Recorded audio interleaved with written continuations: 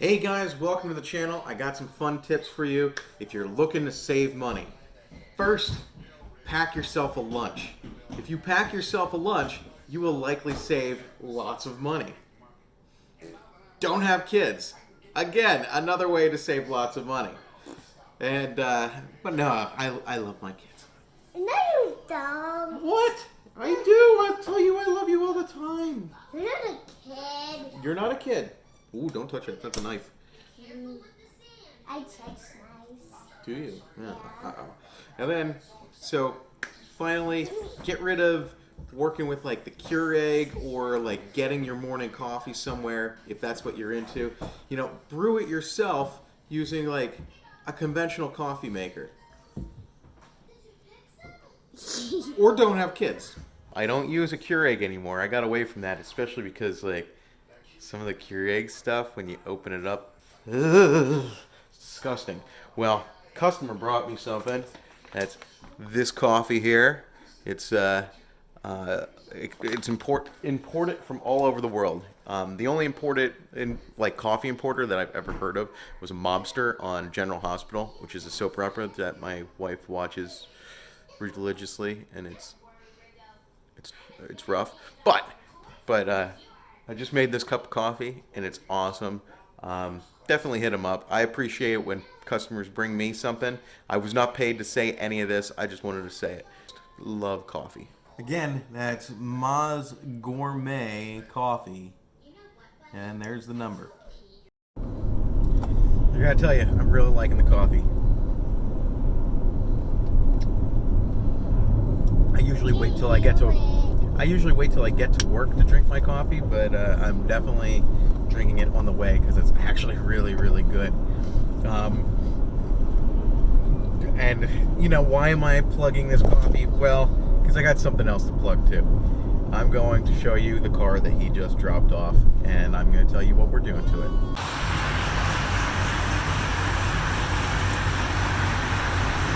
Looks good. Apparently I'm the white 1LE guy now. Stacking them up. One's a 5th gen, one's a 6th gen though. I know, they're both beautiful. So where are you at with this? Just got the blower back for being ported. Got that on there. 103mm throttle body, rotor intake. I'm gonna throw this catch can on there and then it's done. Sweet. A lot of noise going on. Yeah, a lot.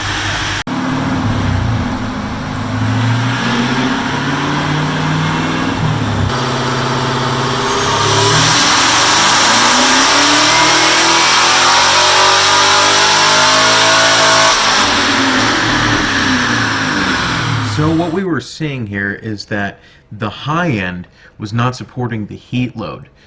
We were finding that, well, the low end was doing okay at 640-ish rear wheel torque. We were finding that the high end was just getting too hot and very unsafe. So we aborted at this point and then moved into changing the pulley size out from a 2.3 back to the stock size.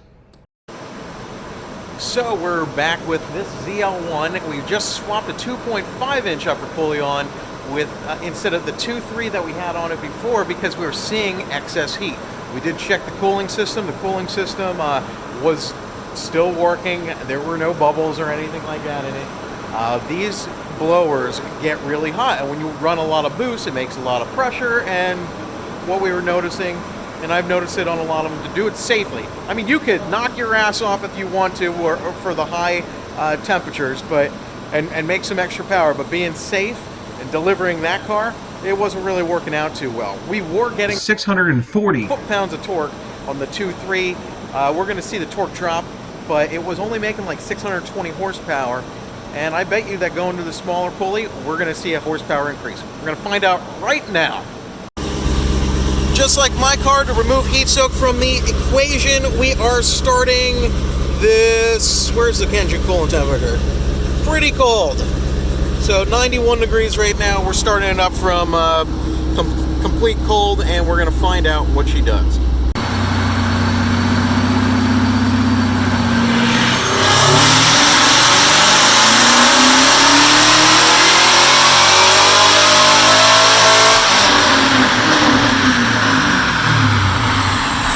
So just as expected, we did see the horsepower increase. It went from the 620 range closer to 640 rear wheel horsepower. As you do see, there is a loss of torque throughout the RPM band. Now, we did pick up some of this back with some street tuning. However, I have to stress that one of the best things that we saw here was consistency. Not only did we do this 639 one time, we ended up doing it 3 or 4 times in a row, which meant that the heat load that we were experiencing was actually manageable. So this was a cool thing that happened here. This is not the same car, but about 2 weeks after we finished the last one, a white ZL1, we ended up getting this one doing the same exact mods to it, including the 2.3 liter upper pulley. And we wanted to see more of the progression, the back-to-back loss of the heat. So that's what we did.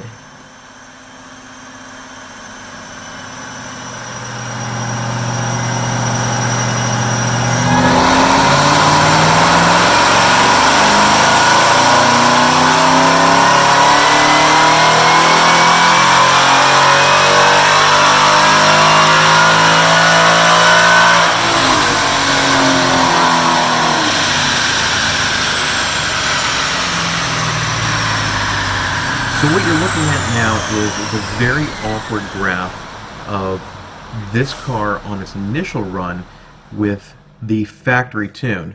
As you can see, the factory tune's trying to pull power in certain areas. It looks like wild looking, but it was a non-heat soaked run, and things just kind of got worse from there.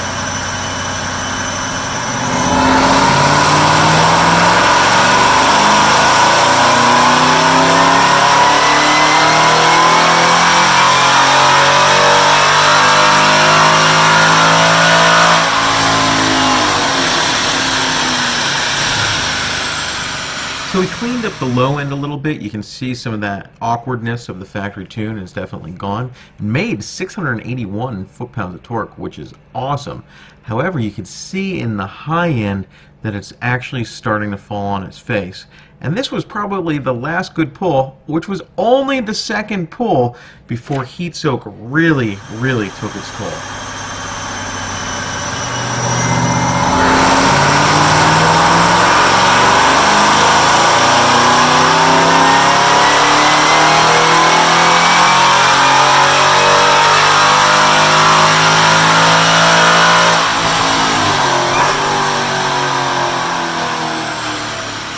You can see on this blue line that now we are starting to lose power just about everywhere. And you can see that the high end is really starting to suffer compared to the cooler pulls. And this was really just the start of it. That's the temperature of the coolant going through the blower.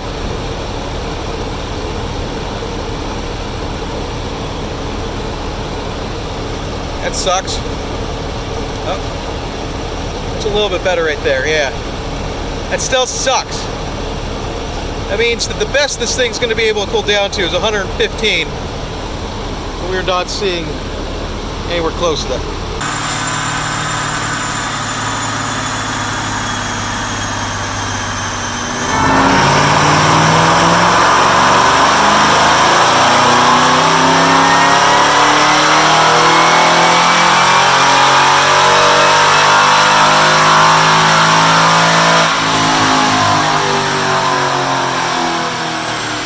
So 2 pulls later, we are now down to 610 rear wheel horsepower thanks to the heat soak. The blower temperatures are out of control. It just cannot cool this air down enough to make it dense enough to get into the cylinder safely. It's just nasty. It is so nasty, and there's nothing that we can do about it, even with 2 giant fans aiming right at the heat exchangers. We cannot cool this thing down enough without actually turning it off and not running at all. 125 degrees. The blower itself, much hotter than that at 167. That's what we're seeing actually through the log. So this is not exactly that down yonder. Woo, toasty. Toasty! This is the effect of heat soak, for sure. And we've gone from making some respectable numbers at 640 rear wheel horsepower, 645 actually, all the way down to 610. And we can't put any more timing in it because it's knocking, because it's getting too damn hot. That's likely because we have the 2.3-inch upper, and well, even though we have some pretty awesome fans, they're just not doing the job on this hot day. For a car like this, I absolutely recommend going down lower on the boost. That way you do not heat soak the hell out of it. While you will lose some low end torque, you will gain the top end back. It will be 630 to 640, somewhere right in there. So coming up on the channel next is my car. This is in preparation for Galat going down to North Carolina to race.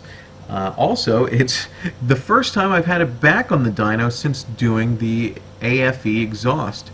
We're going to find out if it makes more power without that crimp section or not. And also, it's an example of the interchiller in action.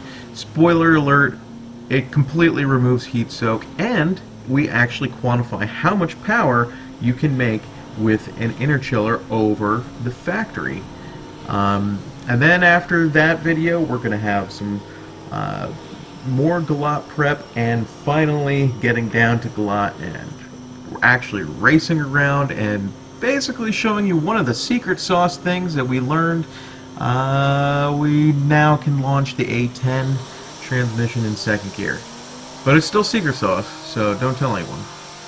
Okay guys, thanks for watching, and have a great day.